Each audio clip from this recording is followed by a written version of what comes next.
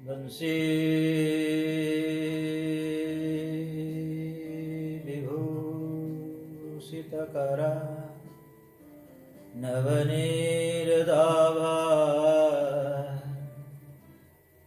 पीताम्बरदरुणबिम्बफलाधरोष्ठ पूर्णेन्दुसुन्दरमुखा दरविन्दनेत्रात् कृष्णात् परं किमपि तत्त्वमहं न जाने। कृष्णात् त्वदीयपदपङ्कजपञ्जरान्ते अद्यैव मे विशतु मानसराजहंसः। प्राणप्रयाणसमये कफवातपित्तैः कंठावरोधनविदो स्मरणं कुतस्ते। तेरी सत्ता के बिना हे प्रभु मंगलमूल पत्ता भी हिलता नहीं, खिले ना कोई फूल। सभी श्रोतागणों को मेरा सादर प्रेम प्रणाम।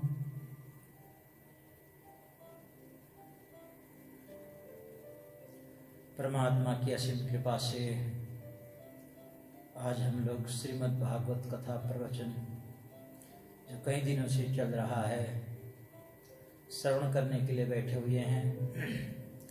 यही मानव जीवन का परम लाभ है।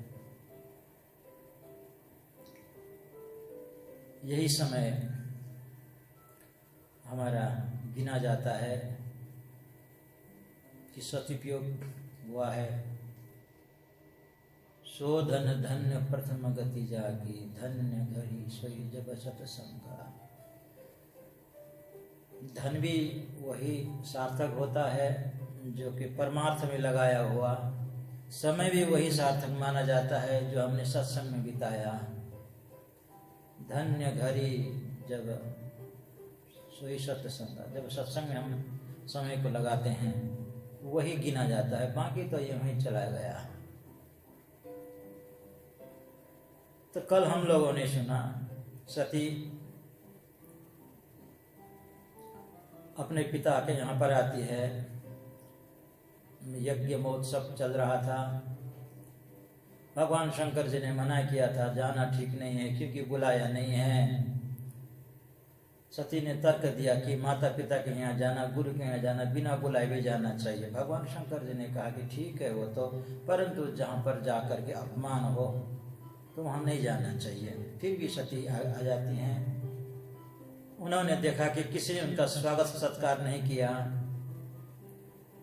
किसी ने बात तक नहीं की।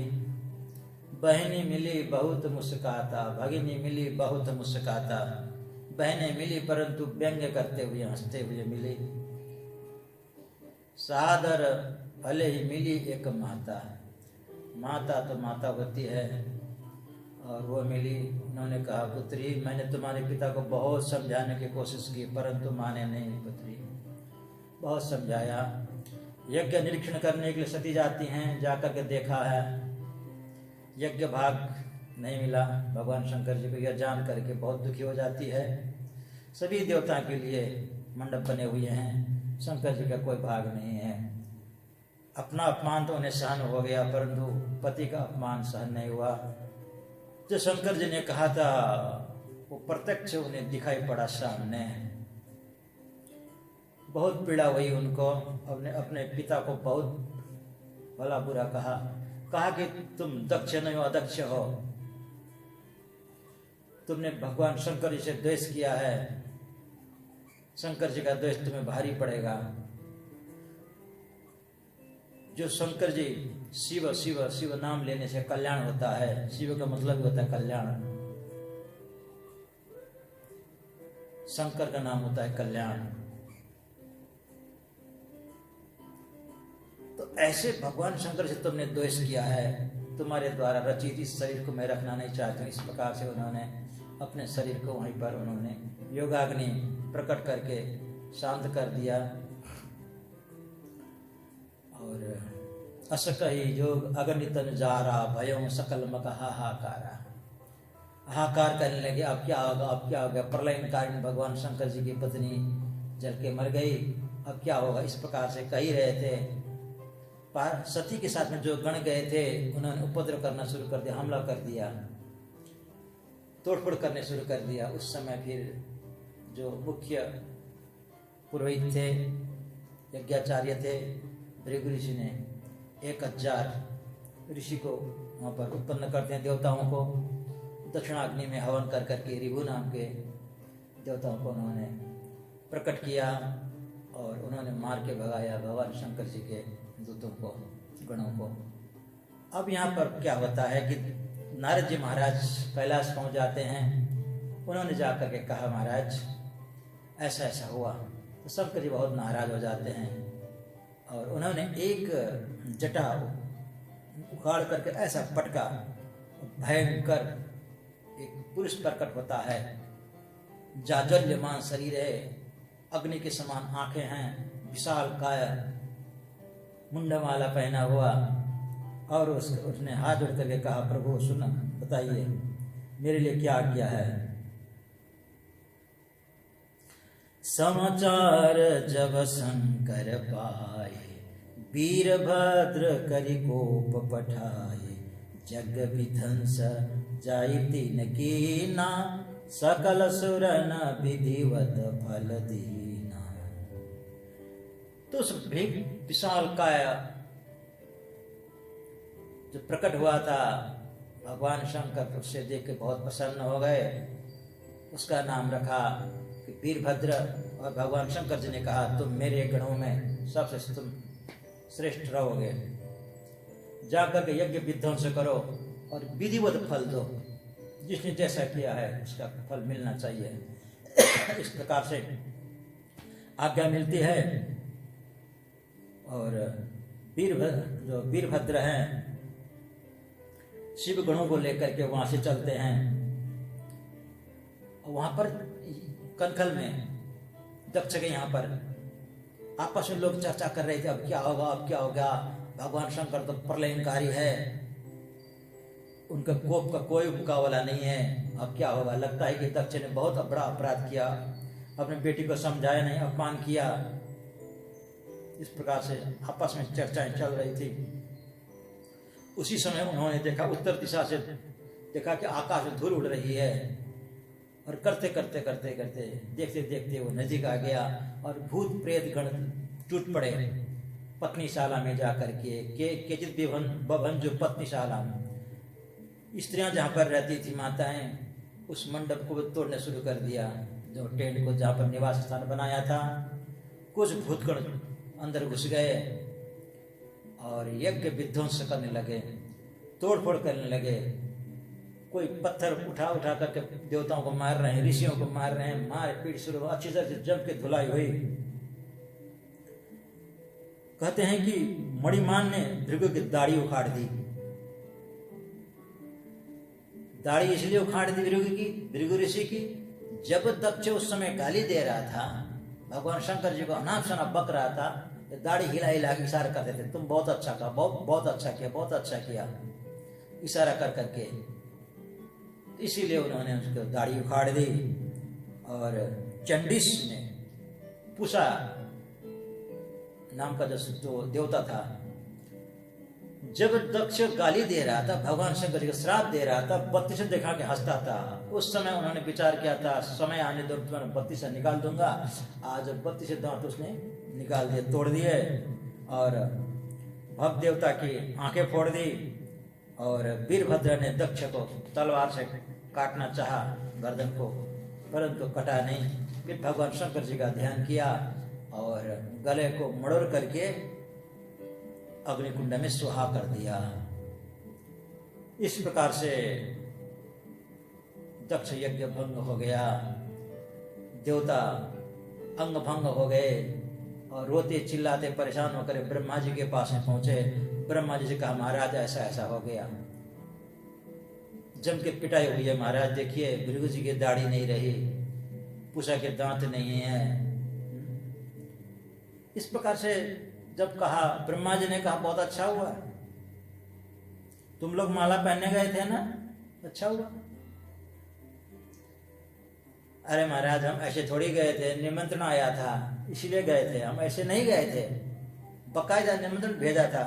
भगवान ब्रह्मा जी ने कहा भैया कहीं गलत काम हो रहा हो, तुम निमंत्रण दे तुम चले जाओगे? अरे मुझे भी बुलाया था, मैंने गया, भगवान विष्णु जी को बुलाया था, वो नहीं गए। तुम्हें सबको मालूम था कि शंकर जी का अपमान करने के लिए उसने यज्ञ किया था, तो काहे को गए? तो कहा कि महाराज जो हो गया हो गया, अब कोई उपाय करिए महाराज। तो कहा कि मेरे सामने आकर के हाथ मत जोड़ो, जिसका अपराध किया है, जिसकी पत्नी चली गई है, उसके यहाँ पर जाओ। कहा महाराज वो तो वहाँ तो नहीं जाएंगे, उनके दूतों ने ये हाल कर दिया, और भगवान शाम शंकर जी के पास जाएंगे तो त्रिशूल लेके हमको मार ही डालेंगे। जो खाई सो खाई, अब आगे खाई सो राम, जो है प्रभु गलती नहीं करेंगे, कोई उपाय करिए, उसको शांत करिए किसी प्रकार से। तो भगवान ब्रह्मा जी ने कहा चलो मेरे साथ, सभी को लेके जाते हैं शंकर जी के पास। शंकर जी तो कौन है? कर्पूर गौरम करुणावतारम संसार सारम भुजगेंद्रहारम। करुणावतार है, क्रोधावतार नहीं है, करुणावतार है। वहां जाकर के देखा उन्होंने, बट वृक्ष के नीचे सत्संग कर रहे हैं, सनकादिकों को ज्ञान उपदेश कर रहे हैं। देखिए सती जी ने देह त्याग कर दिया, कोई अंतर नहीं, उसी ज्ञान मुद्रा में हैं और उपदेश कर रहे हैं। देवता डर रहे थे, न जाने क्या होगा कैसे होगा। ब्रह्मा जी को आगे किया, कुछ हो जाए तो ब्रह्मा जी संभालेंगे, तब तक हम लोग भाग जाएंगे। इस प्रकार से ब्रह्मा जी को देख करके भगवान शंकर जी खड़े हो गए, कहा आइए आइए आइए, कैसे आना हुआ? तब शंकर जी को ब्रह्मा जी ने कहा महाराज ऐसा ऐसा हो गया, दक्ष ने यज्ञ किया था, बड़ा अपराध किया उसने, और ये लोग भी गए, इनको यथावत दंड मिल चुका है, और इन पर आप कृपा करिए। तब भगवान शंकर जी ने कहा मैं इनको मारने के लिए, किसी प्रकार से करने के लिए नहीं, कोई द्वेष प्रसाद नहीं। किसी को जब पद मिल जाता है तो उद्दंड करने लगता है, अधर्म करने लगता है, उनको होश में लाने के लिए बस इतना किया था मैंने, तो ताकि होश पे आ जाए, अधर्म को मार्ग न पकड़े, धर्म पर स्थिर रहें, मर्यादा बनाए रखें। तो भगवान शंकर जी को साथ में लेके आते हैं कनखल में, जहाँ पर यज्ञ हुआ था। देखा कि सब तोड़ फोड़ हुआ है, यज्ञ विध्वंस कर दिया है, टेंट वेट कुछ नहीं है।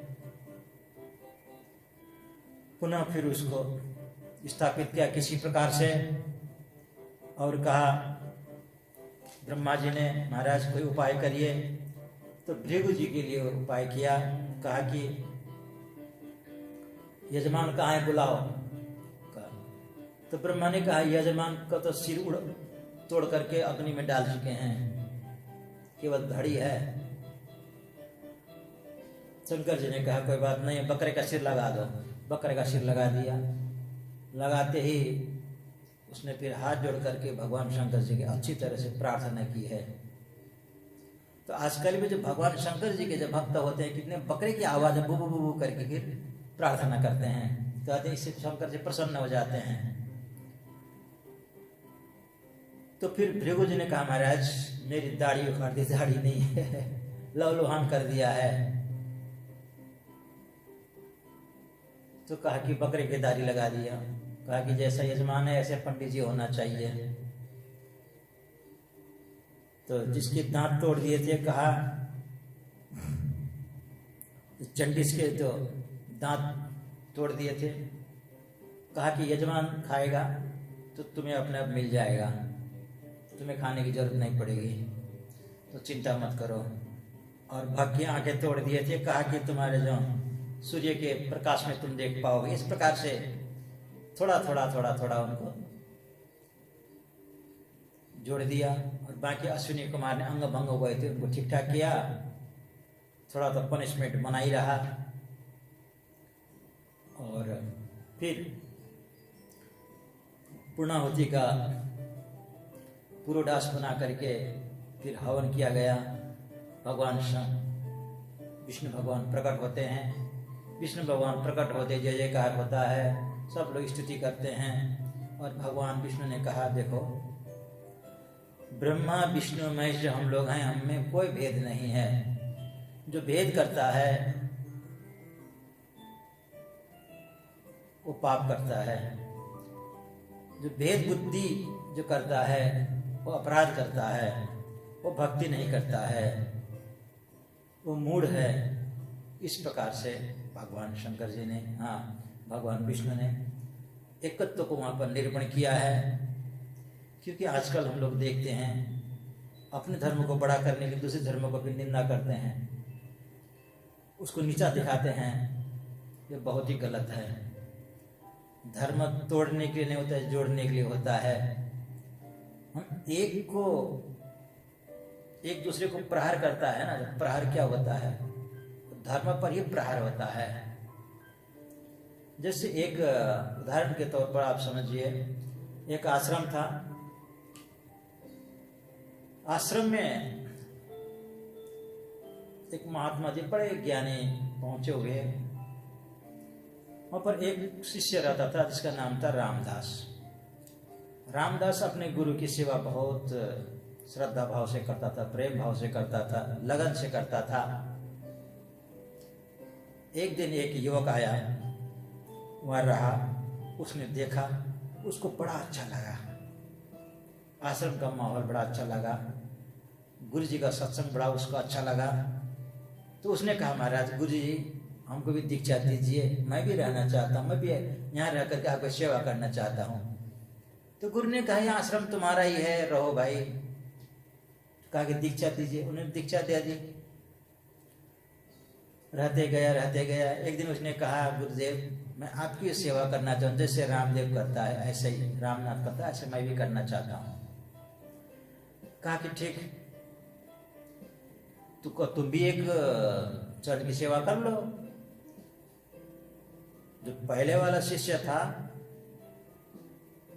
उसने कहा, मैं बड़ा हूं, दायां पैर की सेवा मैं करूंगा, तू बायां पैर ले ले। श्यामदास, उसका नाम रख दिया श्यामदास। तो रामदास दायां पैर का करता, वो समझता कि दायां पैर बड़ा, मैं बड़ा हूं, दायां यानी दायां होता है, बायां यानी छोटा, तो नया है इसलिए तो बायां पैर ले ले। और अपने अपने पैर मानते थे वो, और गुरु जी को जम के सेवा करते थे, दोनों दबाते थे, चरण दबाते थे। एक दिन क्या हुआ कि रामदास चला गया किसी गांव में, गुरु जी ने भेजा किसी गांव में भक्त के यहाँ पर कुछ सामान लाना था। वो चला गया रात्रि के समय, रोज सोने से पहले सेवा करते थे। गुरु जी सो जाते, दोनों शिष्य चरण सेवा करते थे। सेवा कर रहा था श्यामदास, तो गुरु जी ने कहा, भैया बाएं चरण तो दबाए जा रहा है कब से, तो अरे दायां भी दबा। कहा, गुरु जी बिल्कुल नहीं दबाऊंगा, वो मेरा नहीं है, रामदास का चरण नहीं दबाऊंगा। वो सेवा तो करते थे परंतु मूढ़ थे दोनों ही। भक्ति उनमें थी, ज्ञान शून्य थे, ये आपस में द्वेष करते थे। तो भक्ति में ज्ञान न हो तो मूर्ता आ जाती है। तो कहा, गुरुदेव मैं कहो तो रात भर इस चरण को दबाऊं, परंतु रामदास का चरण नहीं दबाऊंगा।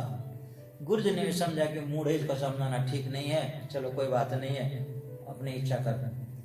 तो गुरु जी बेचारे, उनको नींद आ गई, वो चरण दबा रहा था।